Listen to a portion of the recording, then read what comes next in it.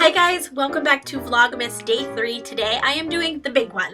I am putting up my main Christmas tree in my living room. I put up a number of Christmas trees, and if you keep watching my channel, you'll see them throughout this month, but this is the one I definitely spend the most time on. I've got it set up here. It's a 7.5 foot pre-lit flocked Christmas tree. It's from Walmart. I will link it below. I think it's gorgeous. I love it. I'm showing you here that I use this outlet plug that I got on Amazon, and it lets you plug this into an outlet, you plug your lights into that, and then you can turn your lights on with a remote control. It's great. In theory, I'm keeping this footage in here to show you that things did not go as planned for me, and I want to keep it real. I want you to see that, you know, Christmas decorating, it can get a little frustrating, give you a little headache. I felt a little bit like I was having the Griswold family vacation here, but I played around with it. I checked my lights. It took me a little bit of time, but I got it sorted out. Thank goodness, right? Because Christmas tree lights are probably like the most important part about the Christmas tree decorating. Moving on, I'm showing you here my ribbon. I love decorating with ribbon on a Christmas tree. If you haven't done it before, I encourage you to try it.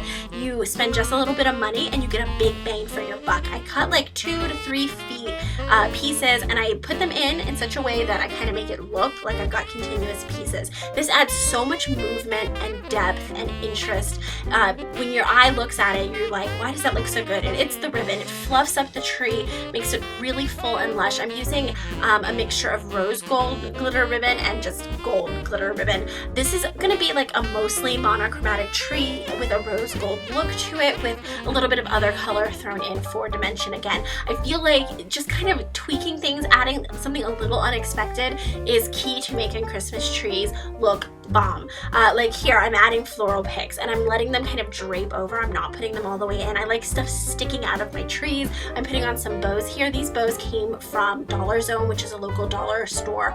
If you have one near you, you should check it out. They have great Christmas items. Those wing ornaments, they come from Dollar Tree. If you shop Dollar Tree, you've seen those before. Dollar Zone has great rose gold ornaments. Another place to get really inexpensive ornaments is holler.com. This here, I'm showing you one of my best Christmas tree decorating hacks. Use dental floss. I love to tie the ornaments right onto the tree with the dental floss. The dental floss grips really well, the ornaments won't fall off, and it's got a built-in cutter, so it goes really quick. I'm showing you all the different kinds of ornaments I'm doing first. I like to put all of my oddly shaped things on the tree first, and then I will go on and put the traditional ball ornaments in last. I like having a lot of things that are not that traditional shape. Again, I think it makes it look more interesting. I like birds, bows. Here I'm showing you flower clips. I got these flowers at the Dollar Tree.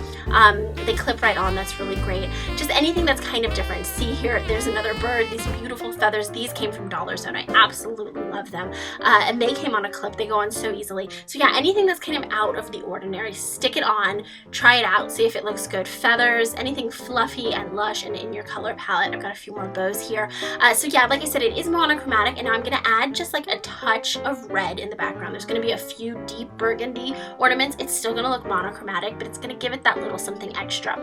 You see on the side there, I put like drapey ornaments. I do long, thin ones that are kind of icicle shaped. I like to put those on the edges. It makes it just kind of look like everything is draping down and just kind of laden with ornaments. And then the last thing I do is I stick in just flowers. So you spend $1 at the Dollar Tree and you'll get 6 buds. Take them off the stems and then put them wherever there's a hole, and it fills it up beautifully. I'm showing you this Christmas tree collar here. I got it at Walmart for just $16. This is such an on-trend look, but everywhere else it's going to be so much more expensive. And this is the final look. I love it. My family is so happy with it. My daughter is thrilled.